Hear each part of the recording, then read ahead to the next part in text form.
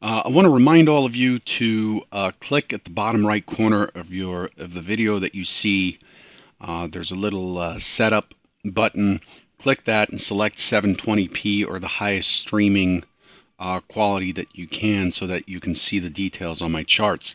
I'm streaming in 720p as I'm up here with family on a laptop. It's not capable of handling full bandwidth. Anyway, it just clarifies the screen, and if you maximize and select 720p, it's a lot clearer. Derivatives trading involves substantial risk of loss. It is not suitable for all investors. Past performance is not indicative of future results. A quick scan of what's on deck as far as news, and news has been driving the trade. I'm sure most of you have noticed. We were just having a discussion about it in the S5 chat room. Probably noticed that it's been a pretty tough trade.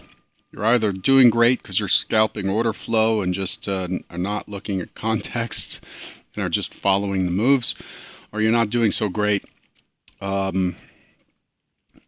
if you are looking for normal market rotations and continuations and buying pullbacks and things like that. Obviously, there's everything in between. There's so many ways to trade the market. I'm not saying either or you're not doing anything in the market. That's not the case.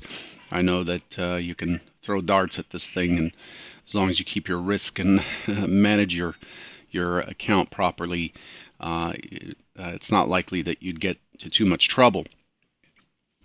But right now, news is king. We've got Greece behind us. A little bit. They keep trying to convince us that Greece is a done deal and we don't need to talk about it anymore. And I think it's just going to continue. And as we get deeper and deeper into the summer, as I had discussed previously on Day Trading Radio, I think China continues to be the focus, and that's a bigger animal than Greece is, GDP wise. So overnight, though, Eurex, for those of you who didn't know, Eurex markets opened delayed due to a technical issue. They opened in two phases.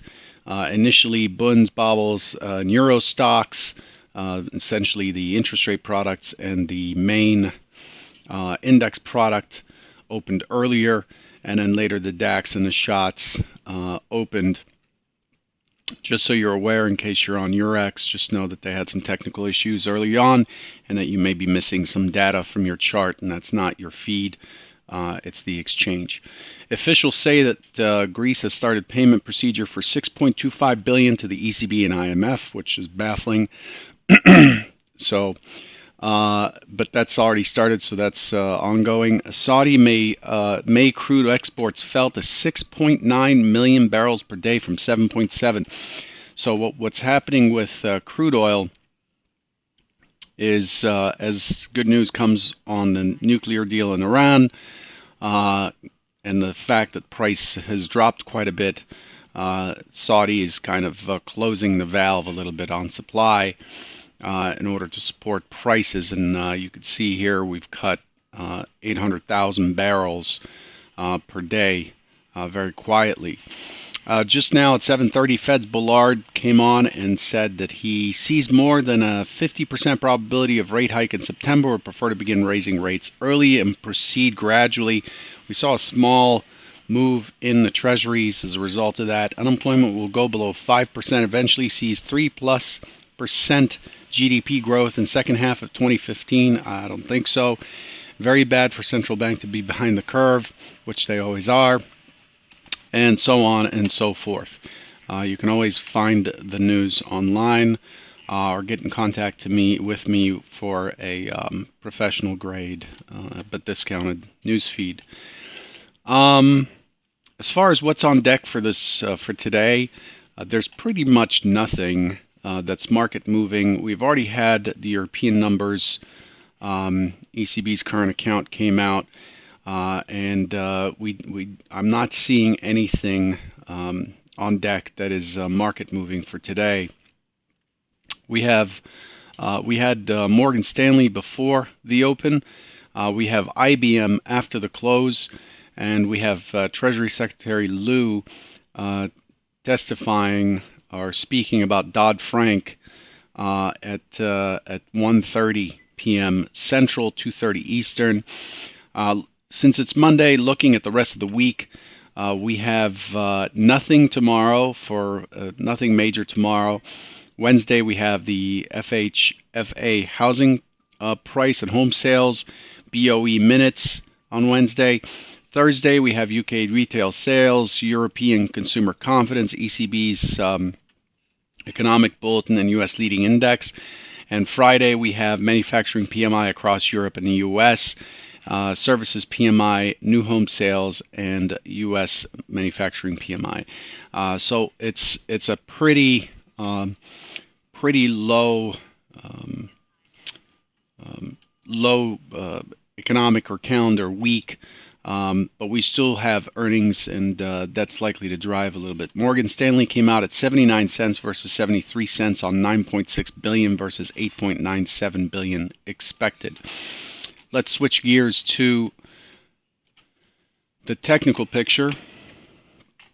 I was not here on Friday. I did not trade or anything on Friday. So but the prediction for Friday, I typed it out. I think I answered someone on Twitter as to what I was expecting. The prediction for Friday was for it to have responsive selling back to the prior day's point of control. The prior day was completely balanced, and then the expectation was for it to test value low of this day at 21.12. It did not do that. It stopped 3 ticks ahead, and to chop around in this area. Did not expect much on Friday at all. There was nothing really on deck to move this thing. It ended up testing 21.20 above the prior day's high. The prior day's high is right here, and the all-time high is at 24 in the 24 area. So this gap here is fairly small. So the expectation, unless things change, the expectation is that this is going to continue to creep towards that, which is what we saw overnight. So when we look at the overnight picture, here, let's zoom in. Essentially, we had an immediate test through Friday's high by 1 tick. In that situation, we would look for a break through the mid, which is this darkish blue line right here, a break through the mid, and then an expectation for it to drop since it's a 1 tick failed auction. But what it did instead is it just sat sideways and it retested Friday's high again. So you have a double top. That's what these arrows are about. They outline a double top, plus or minus a tick. And it finally pushed through to 22.75. Again, the all-time high is 24, and I've been talking for a couple weeks now that, or a week, I don't know, that we're likely to challenge the high given the structure that we had on the gap up from last week, the couple of gaps up from last week. So when we look at last week's action overall, last week started right here. With Monday, we have a gap and a huge gap zone below, and we were not able to challenge the gap in the next 2 sessions. So it's a fairly bullish. We gapped up, we pushed up, and then we had what was a balanced market here, and then we gapped up again. So just a fair amount of strength, and then what we have again is balance.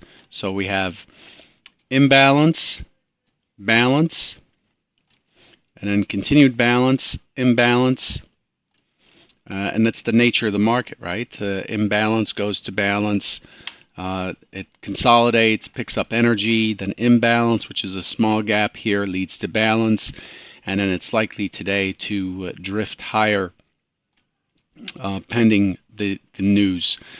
So overall today, I'm not sure what we do with this high. We're sticking right to it. We're just 4 ticks below the high we put in overnight. We are just 3 points away, basically less than 3 points away, 11 ticks from the all-time high. So what we have is a weak all-time high. So I'm expecting the 21-24.50 to go. Typically, we've taken out the high by about 8 to 10 points once we do.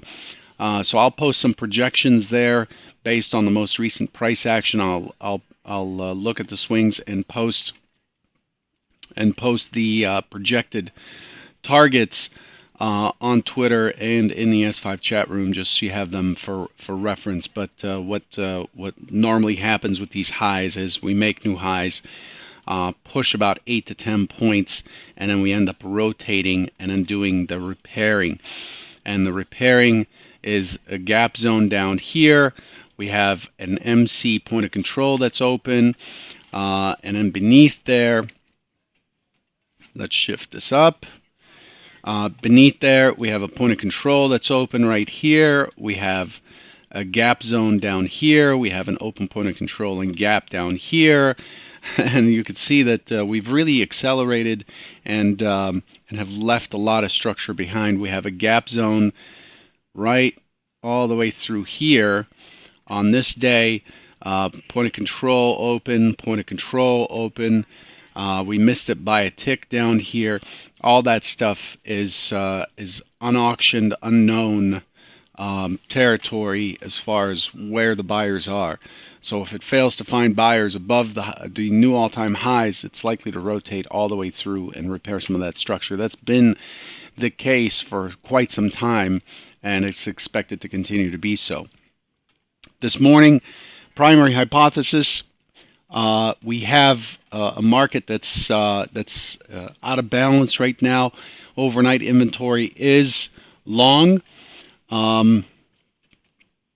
If we look at the overnight session, we have a P-shaped profile again. We've had this for quite a bit. P-shaped profile. We have a double top, so a weak high. We can see that if you look closely right here, you could see that the high print has some heavy volume. So the expectation is for the market to immediately look for new highs, and then I'm looking for it to balance.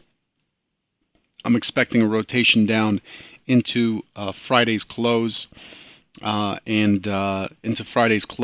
then for it to either, from there, it's tough to say because we're back into the range, to either dig down deeper to find buyers somewhere in here and then push towards the high, or it digs down deeper and chops around for the rest of the day, depending on news flow and so on. I don't see anything else driving it. IBM is a very large component of the Dow, but it's not so large compared in the other indices, so the earnings there are not expected to move the market too much unless they're really bad, in which case they will affect other equivalent components in that sector. That's all I had for you. One small announcement. I'm going to the Trade Wisdom segment has received a lot of attention, and I do get a lot of emails about it. It's probably best if I separate that segment out. I've been asked at least a few dozen times to separate it so people can watch it by itself and link to it by itself. So on Wednesdays, the Trade Wisdom segment, instead of combining it with the Trader Bite, I will be creating a separate video and posting it on YouTube for the Trade Wisdom segment, which means that it's likely to come out a little bit after the open. It's something you can watch at any time. If you go to my YouTube channel and do a search on the words Trade Wisdom, it'll show you the 4 videos that have been done already. I'm in the process of separating those and creating separate videos for the Trade Wisdom session. If you have ideas on things that you need coaching or some words about, some advice about, I've been around a while, and I've trained quite a few people for myself, real traders, not online mentoring or anything like that. If you have something you want to hear a discussion about, then please email me futuretrader71.com/contact because I'm looking for ideas on those segments. I have quite a few but it would help to make it relevant to those watching. That's all I have for you. Good luck today, and I'll catch you tomorrow.